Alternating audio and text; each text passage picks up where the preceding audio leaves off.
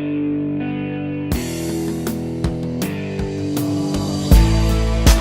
this the only life we know? Fast money and lies. Drink in my cup, got it right so slow. I'm feeling so high. If this is the life I know. Are you still gon' love me if I fall off? They always show me love when I come around. Maybe I just need you to hold me down. Every time I need you, love it. I got my family next to me, cause I love it. Blowing all this cash fast, cause I love it. All this going around my neck, cause I love it, I love it. So we have here Moe, one of Avondale's up-and-coming rapper. What did you want to be when you grew up?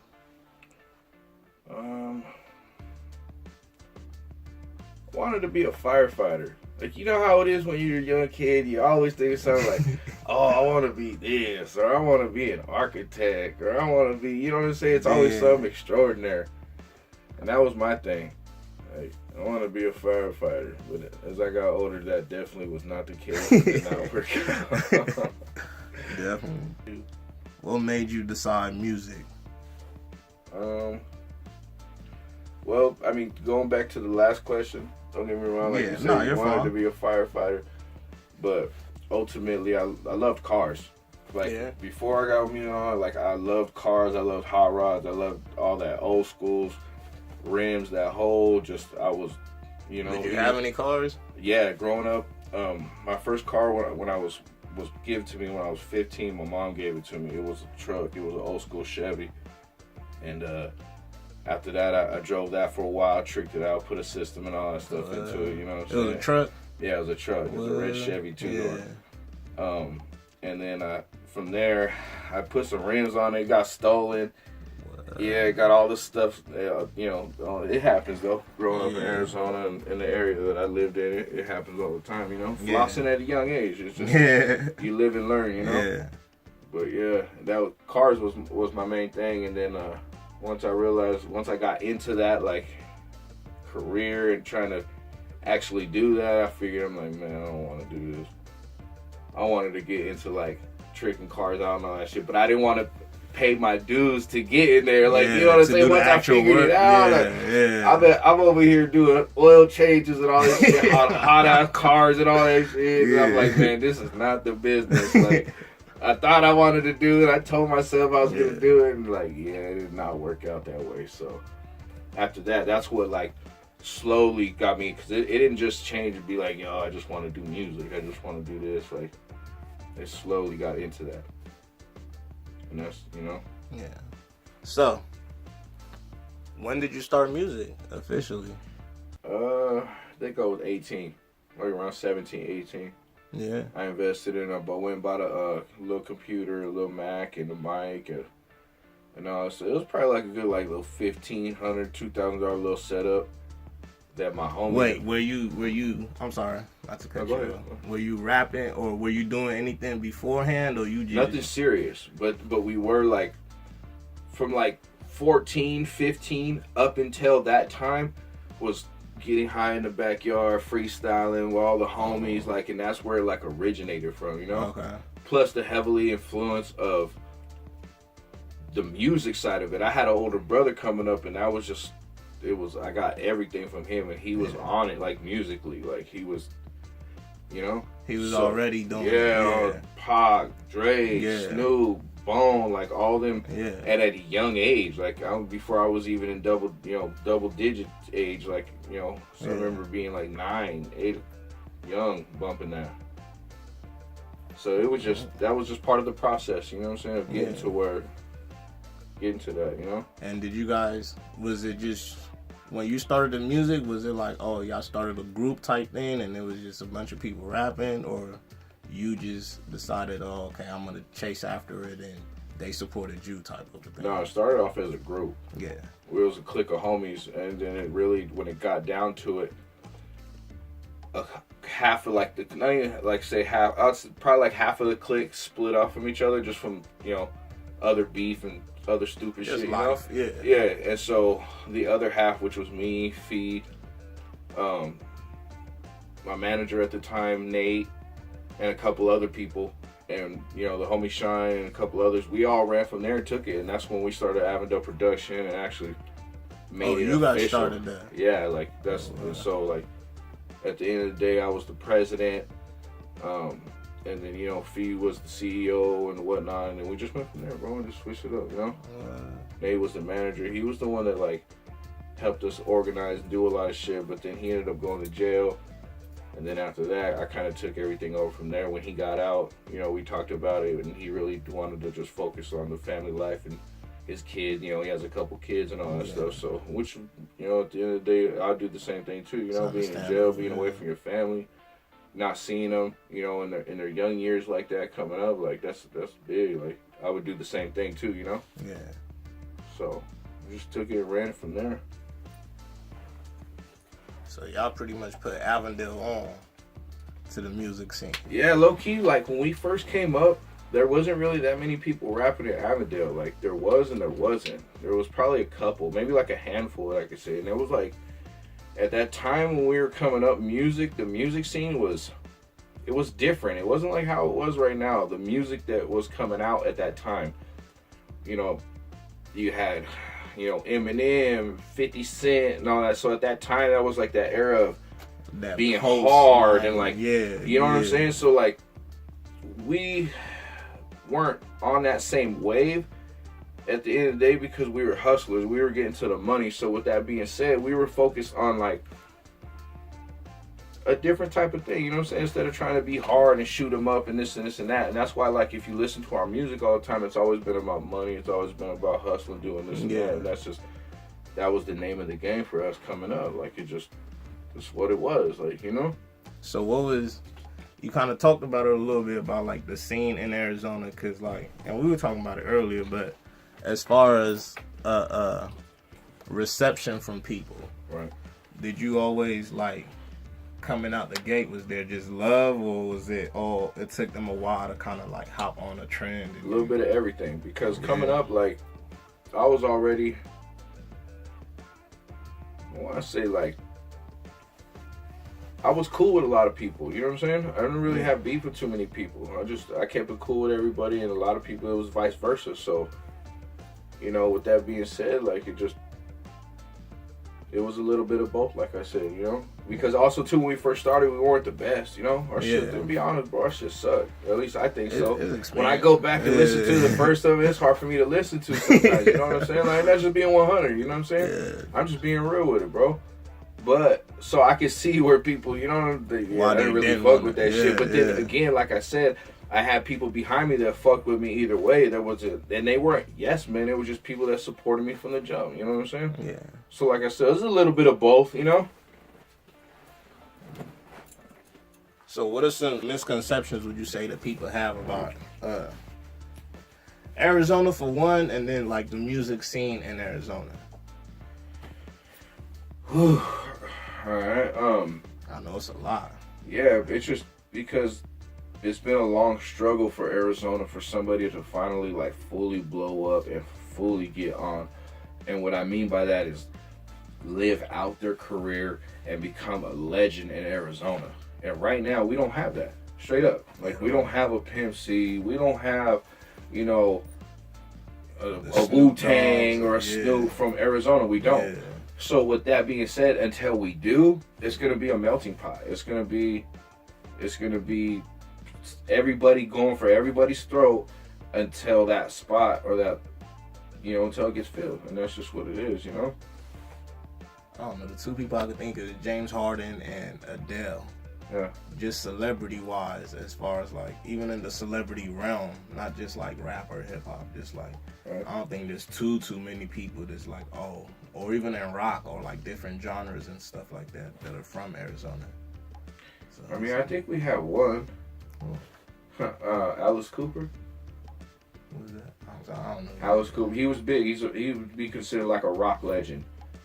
Grew up with the Van Halens and the Led Zeppelins and Jimi Hendrix and all them fools. Like, I don't want to say too late around that time, but like that considered that era, And I just reason because I love that type of music because I was grew up with, you know, my pops. It was either classic rock or straight hardcore hip hop. Like it was either or. So I had a little. So you listen to rock and all that? Yeah. Do you ever like implement? I'm sorry. No, like implement it into your music now or even before? Most definitely. Yeah, I think that's where my main, like right now, my voice, that bassy in voice, like I low key, if it could work, it almost reminds me of like, in the essence, not comparing myself, but like Uzi, how his voice, you could hear him on some like straight, you know, hip hop shit, like some straight, you know, how he is normally, his style, and then take that and put that in a punk rock form.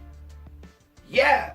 Oh, you know what I'm saying? And you can put like a hard guitar and all, you know, like that Green Day type of sound. Yeah. That would work. And I think that's why Uzi's so big in the crossover, because it's like he pulls people from both eras. Look at the way he dresses and all that shit. Like, you know what I'm saying? Exactly. So it's just a way of marketing yourself and a way of learning how to do that. And I think it'd be the same way. It's almost like how Lil Wayne tried to start doing rock and all that shit. Like, he don't really have the voice, kind of. He does, but he doesn't. You know what I'm saying? Yeah. When you say it in that aspect, it's like, it makes a lot of sense. Yeah, and I think that's why I think a little bit, like on the rocker sense, not so like almost like a Limp Bizkit in a form. Okay. It's funny to say that, but I grew up listening to that, so that's why I could, like, if I could put something to that, that's what it would somewhat remind me of. Like, if you listen to him, and if you listen kind of like how he like drags on his shit and harmonizes a lot. He don't necessarily sing, but he harmonizes a lot of shit, and I do a lot of the same shit. Not being like him or something, but like comparing to, you know? Yeah. And I've been doing that a lot lately, just to step out of the box and be different. And it sounds dope. Like, I've been getting a lot of good feedback from it. So it's like, fuck it, just switching it up and being different. And as an artist, that's what you're supposed to do. You can, you're not supposed to. I'm not supposed to sound like the 2006 G-Mo. I'm not supposed to sound like the 2012. Like, you got to constantly just, like I said, be stepping out of the box and trying new things and being different, not being scared to. Yeah, you know? That is deep. Got to. So what are some of the struggles you had to overcome to get to where you are now? Whether personal or just, you know, even just music or in the business related. Being an independent artist.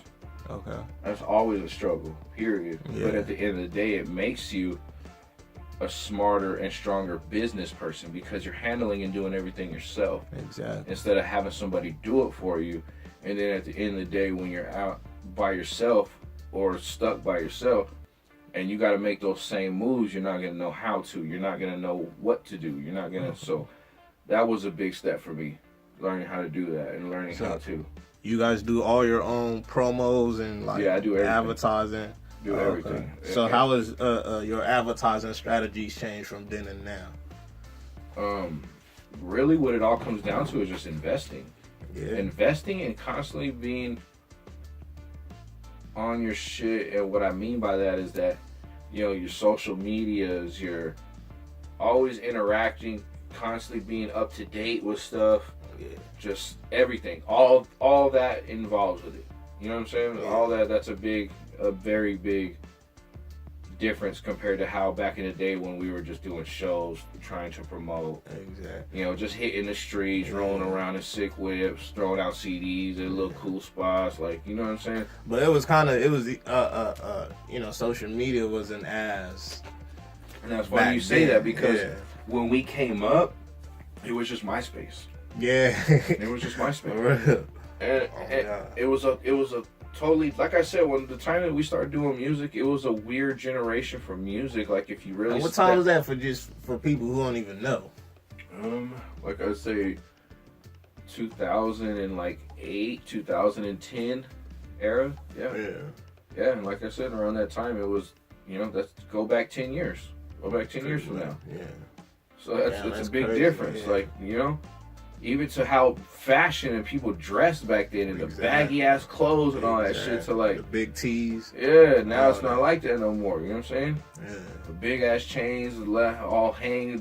Now it's all chokers and shit. Like, it's like, I mean, everything has changed in the game. Yeah. You know, and that's another big thing too. Is like remaining and being true to yourself. but still learning how to evolve and be up to date with everything. You know what I'm saying? Yeah. Like that's a big, and I think that's where a lot of artists Fall off. yeah, because they're like I said, people trying to be too hard or too like, you know what I'm saying? Like at the end of the day, who cares about that shit, bro? Like at the end of the day, it's about the music. If the music is tight, like if we didn't have no social media and we've been back in the day when there was nothing, when you heard something and you just heard it word of mouth or word of ear and the shit was tight, the music was tight. Yeah. You know what I'm saying? Yeah. And then from there you went and looked them up and looked up this person, went to a warehouse or to a certain CD spot and looked for their CDs. Like, you know what I'm saying? That's true. So it's like, it's just different, bro. It's just learning how to evolve with everything and then trying to keep up with that and then learning new shit as new stuff comes along because there's always new shit evolving. All the time, man. So that's definitely a big step in it. How many are officially in the Avondale production? Just me and Fee as artists. As it like from the start or just now? Yeah, from the beginning. It's me and Fee. We started as a group, Young Fee and G-Mo, which was like considered AVP. Yeah. And then so we still are a group. We just haven't dropped the album as a group in a couple years. You know, it's probably been a good 3-4 years since we dropped a group album. Ever since then, and it's like, you know, compared to like a Boosie and Webby or like a Bun B and Pimp C, they were a duo coming out, still doing this shit, and then just separate. They didn't separate, but then they did their solo things and were just as strong. They did like, so it was like, even stronger shit. Like, you know what I'm saying? Real shit. Like, so it's the same shit. Like, same. I like to compare it. Same exact thing. Me and Fee, we started as a group. We're not split up or nothing. He's still under the camp. He's always been on the team. He's from the jump. We started it together, like, you know. You guys plan on? So is Avondale? That's your label, I would presume. Yes. So do you guys plan on getting like people in or yes? Just, okay. And that I want to get the studio going first. Okay. You know, I just recently signed a better publishing deal. Not a publishing, but a distribution. Yeah, I saw that on Instagram. And so what that means is just the distribution that I was going through now, it's like triple the powerhouse of what I was going through originally. And like right now I'm already making good money off my music, like with my royalties and all that shit. But now it's just even better. There's just more possible ways of streaming. There's more avenues. Not only that, if one of my songs takes off, if it starts doing numbers, I'll be able to have a budget. Like, you know, I'll be able to come. It's like basically being signed to a label without being signed to a label. I own all my rights. I own all my masters to all my shit. So can you explain what I kind of understand royalties, but like masters and all of that. All right, masters is just basically owning your music. If you sign to a label, let's say I have a hit, and that one song, you know, in the beginning I own it, and say I signed to this label, and they want to give me $3 million, but in return I gotta sign over my master. It's basically like giving them the song.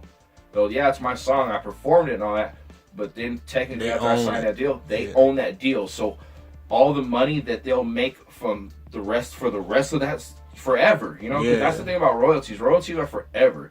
So you'll get this money forever, and it's like a lot of these people, they sign 8 million, 10 million, which is cool right off the bat. But in 10 years, 15 years, they done tripled that. No, they didn't. The label has. Yeah, that's what I'm. But that person, they're broke by then. Exactly. And the label done made like 30 million off that shit. Yeah. They done made 50 like off the whole project and this and that and your shows and like, you know what I'm saying? Yeah.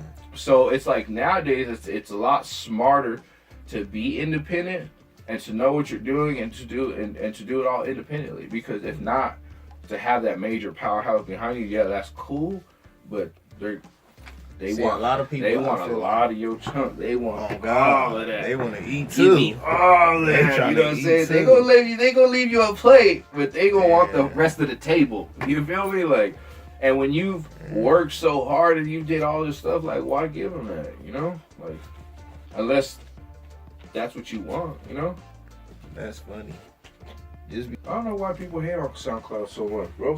It's just a platform. Yeah, and it's the people who just put stuff up, but with no type of aim. Like, are you hyping it up towards like an album, a show, or I mean, they'll put one SoundCloud link up, and then 3 months later, it's like, damn, what you been doing for 3 months? I get what you're saying. Yeah, like, I get what you're saying. Are you dropping an album? They'll put up another song and then you tag everybody and you're shooting it out. I'm like, bro, like, what are you doing?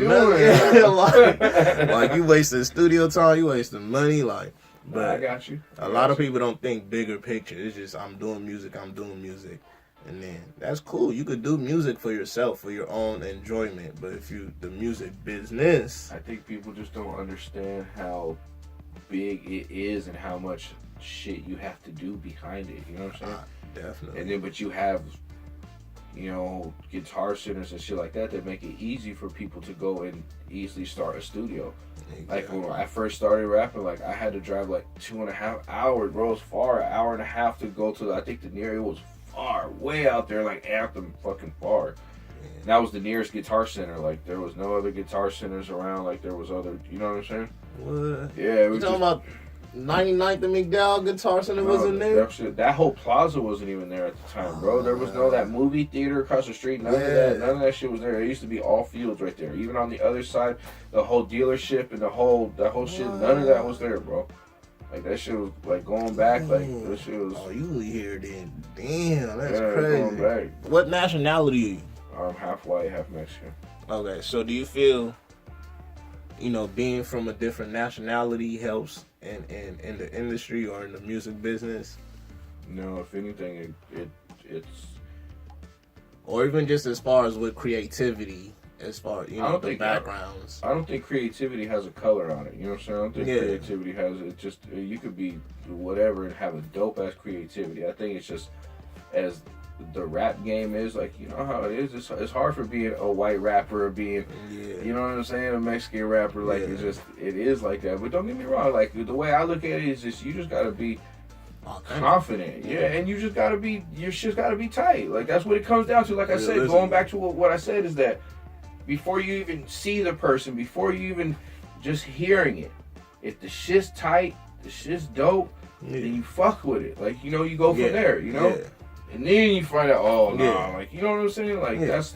No, I was just saying as far as then and now, because I know back then, bro, I think the only person was like Eminem. I got a red beard, bro, and that's not even dye. Like my natural, like it's like a dark brownish, blackish on top, and then like a red beard, like, and that's just fucking how I am. It's weird, and I stick the fuck out. So I think in return, that's a good thing. But also, I gotta come with it because motherfuckers are gonna be judging right off top, and that's how it's always been. But I think in return, that's helped me. It's like fuel to the fire, like, and also making me on my shit. Like, bro, you can't slack. Like, these motherfuckers are really gonna be at your throat. You gotta come with it. So every time you see it or whatever we doing, it's always gotta be A+. Like, Gotcha.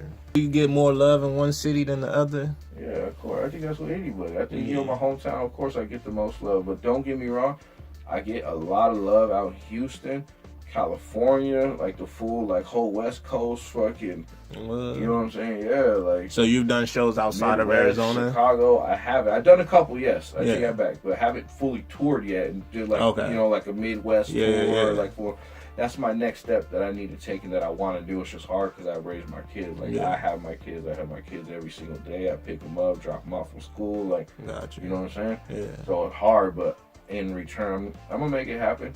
Just slowly but surely, I just got to make sure it's right. You got to plan it out right, I feel you. Being on tour, you're going to be gone for a long time, bro. At least you're a week at a time, a couple weeks at a time. So it's like, just want to make sure I'm planning it out right. But I think I'm at the point to where I can start touring and even being starting the solo tour. And not do nothing super crazy, but I'm talking venues that are like 250 to 500 person venues. You know what I'm saying? Oh, you could probably do like weekends. Yeah, and that's what I was thinking. That's what really, like, to start off, that's what I want to do. Hit like a Thursday, Friday, Saturday type thing. Bang it out, come back. And again go. It would be a lot more. What type of celebrity would you think you would be, as far as like, the celebrities that you see in the media all the time, or just celebrities that you plan on? Not even just that, just as far as like doing everything, like venturing into Oh, you know, yeah, celebrity fashion, that you don't hardly movies. ever see, and when you do, you're gonna be showing his ass and look off some fucking crazy shit. That's Oh God. That's yeah, man. Because at the end of the day, I don't care, bro. Like that whole being famous and all that shit. That I don't give a fuck about that shit. What I care about is the paper, getting to the money and being paid, making sure my family is straight. Number one thing, you know what I'm saying? Yeah. Getting my kids financial and getting their education taken care of. Number two, you know what I'm saying? Like Yeah. those two, that should be number one too. Like both, but it's Exact bone. taking care of your family, same shit. Like you know what I'm saying? Yeah. Those are my most major. And then once after that, Yeah. then it's then this Everything in. cars and all this other stupid shit and like Gotcha. you know what I'm saying? Like What are some things that you've invested in so far? it's been mostly a lot of bad investments like jewelry and Oh, clothes yeah. and I think the only big good thing that I really invested in is my house, my family, you know, my kids, you know, like fully investing in them, making sure Can I they're ask how old your straight. kids are? Marley's 6 and Junie is 4. Oh Right now wow, at the so time, they so yeah. what, first grade and kindergarten? No, kindergarten and preschool. Oh wow. Yeah. Damn. See, that's funny because Shit, in about to Nigeria they start school at 2. Yeah. Yeah. Well, that's what I started putting my son in early at 2. Like, yeah, but it wasn't like actual school. Like at that time, he was still crying for me when I dropped him off, and like, you know what I'm saying? Like, Yeah. so it took him a year. Then at 3, then he was more comfortable with it, and then we actually got him into like an actual schooling where you know you pay and all that shit. Yeah. Like it's just not a daycare. Like they do work there every single day. And they're Get constantly- them ready. Yes. That's- So I really feel like investing in your kids is a major. That's a really big deal. You know? Moral education, man. Yeah.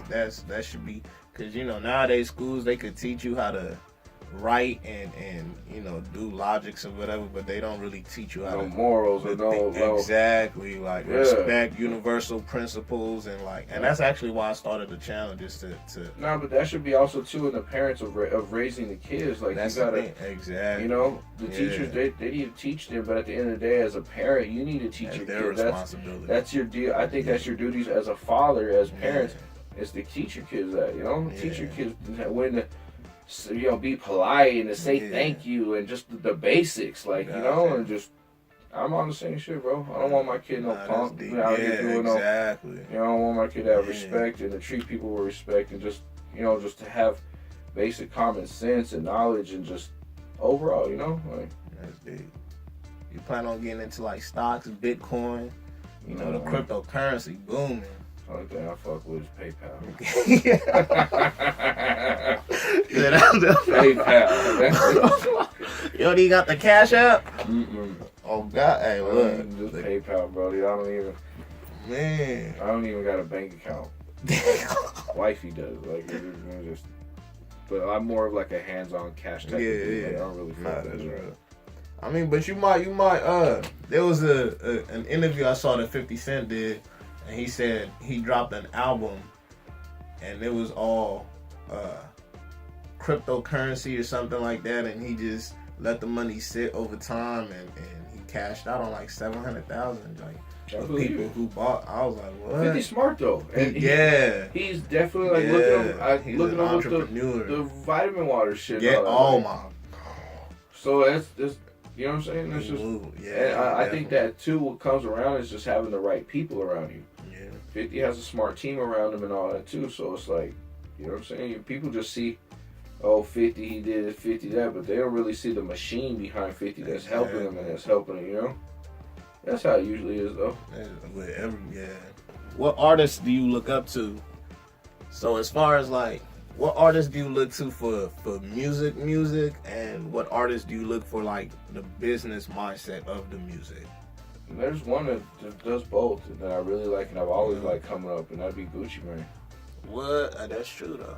You know what I'm saying? Like seeing him come from the trap, you know, the streets, and then him just slowly evolving, you know, going to prison, doing this, doing all the drugs, all this and that, and slowly getting off of that, and you know what I'm saying? Then him getting married, then him transitioning. I think a lot of people hate because Gucci, he's the fake, the clone, this and this and that. But at the end of the day, I think it's just Gucci Mane grew up. It was time for him to finally grow up, and now he's on his grown man shit.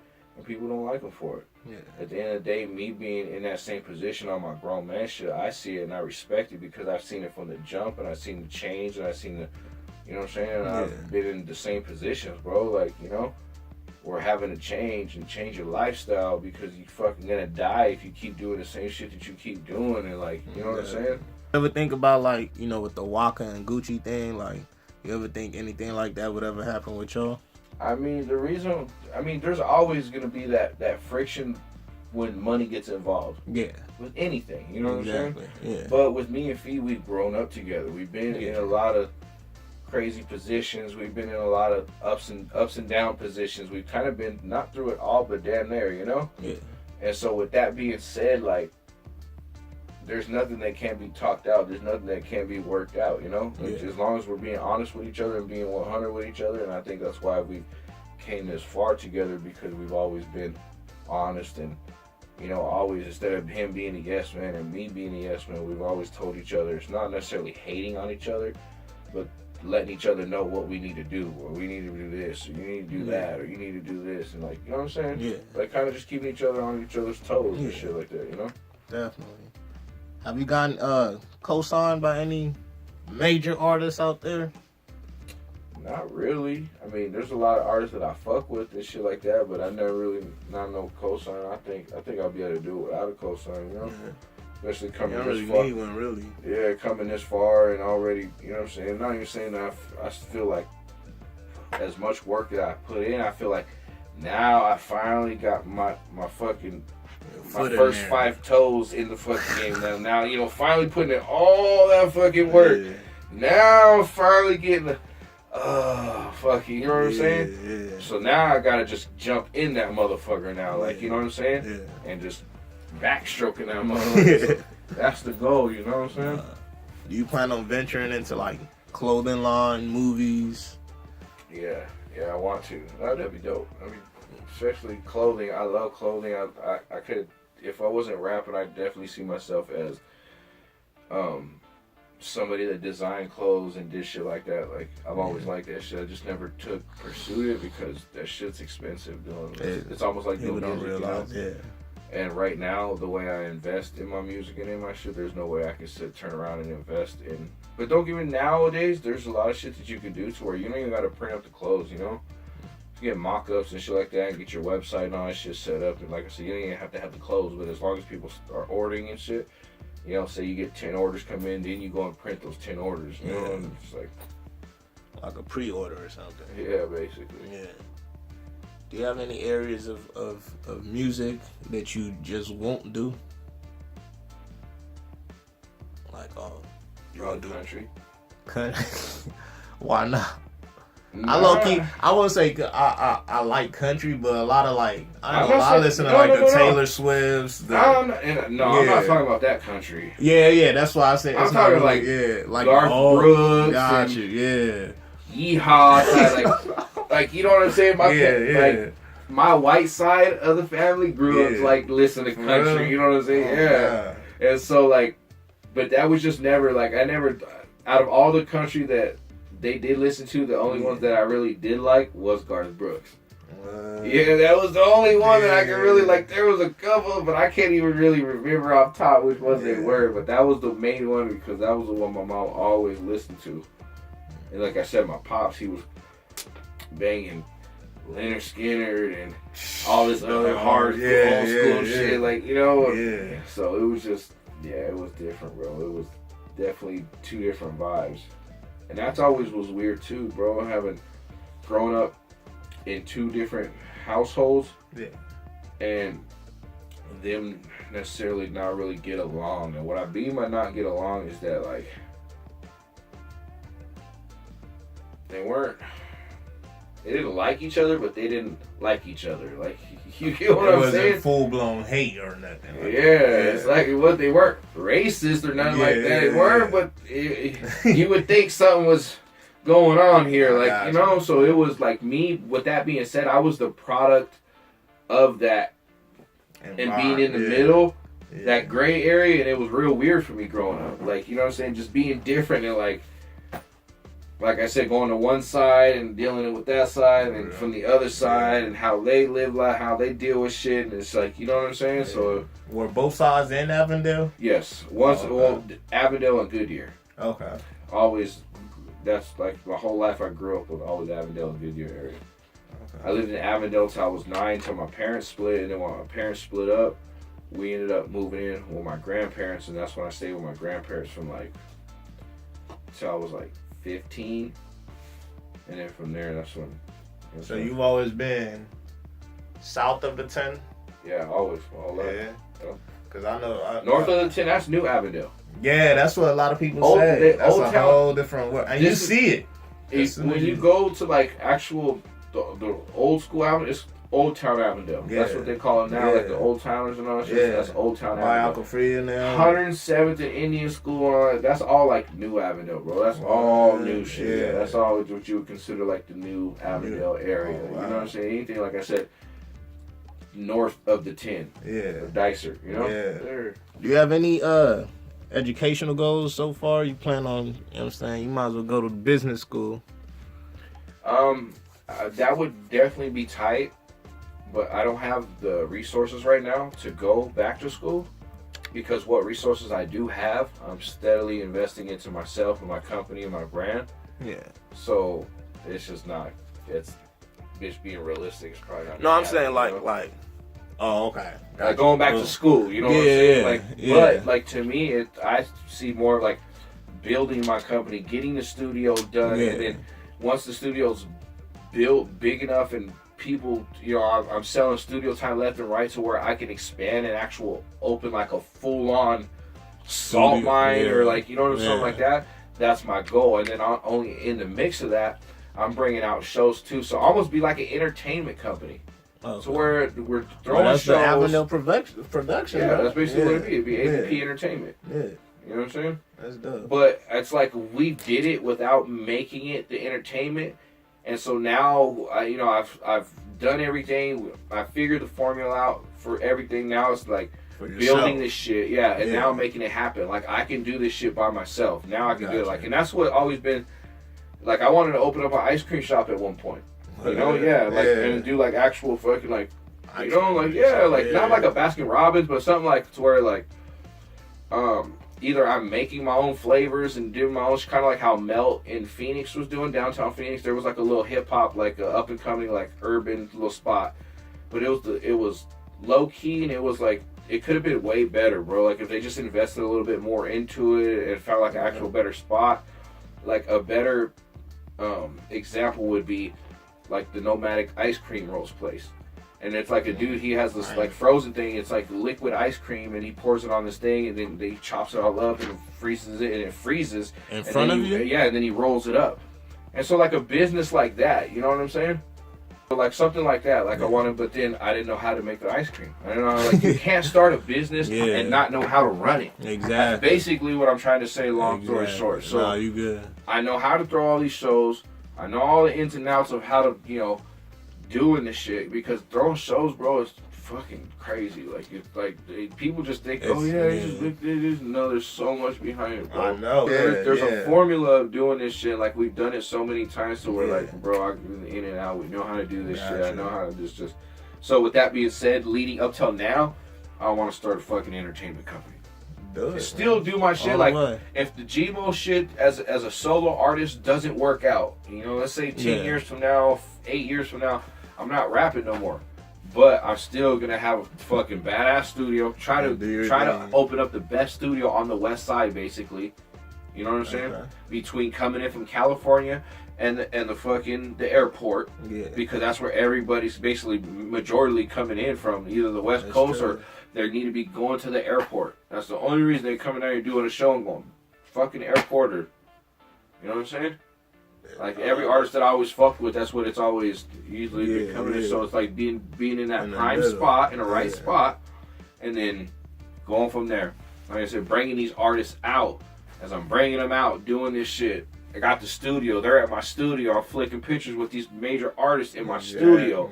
Now I'm promoting my studio with these major artists on it, and this and that. It's just like learning how to promote your brand and certain There's just certain techniques and keys that I've learned doing that, just doing it hands on. Like nobody told me, you know, you got to do this, you got to do that. Trial and error. Just learning it over 10 plus years of doing it. I think Arizona needs more of that. Realistic. You know what I'm saying? It needs more artists in a position to, and going back to that, with that deal that I signed recently with the distribution, once I get my shit cracked off and get going, I would be able to be in a position to put other artists and sign that same deal and basically get them in the position to where they can start making money off their music. I think a lot of the artists out right now are not making money off their music. They put up that front, maybe they're hustling and they got hustle money and all that shit, but they're not making music money right now. I'm right now making music money, bro. I get royalty checks, and not only from TuneCore, but from SoundScan, from I got basically like 4 different revenues that I got coming in. Yeah. And so that's basically just, and with that, then I just move that up a little bit more with that, you know, with the deal that I just signed, just to make it better.